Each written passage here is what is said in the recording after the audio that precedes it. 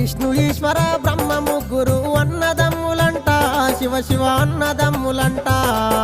వారి మహిమతో చేసిన మనము మాయ బొమ్మలంట, మనము మట్టి బొమ్మలంట. మిద్దెలున్నాయని మేడలున్నాయని మురువబోకు మనసా, నువ్వు మురువబోకు మనసా. గా ఇచ్చిన దేవుడు తీసుకపోంగా మిద్దెలు రావెంట, నీతో మేడలు రావెంట.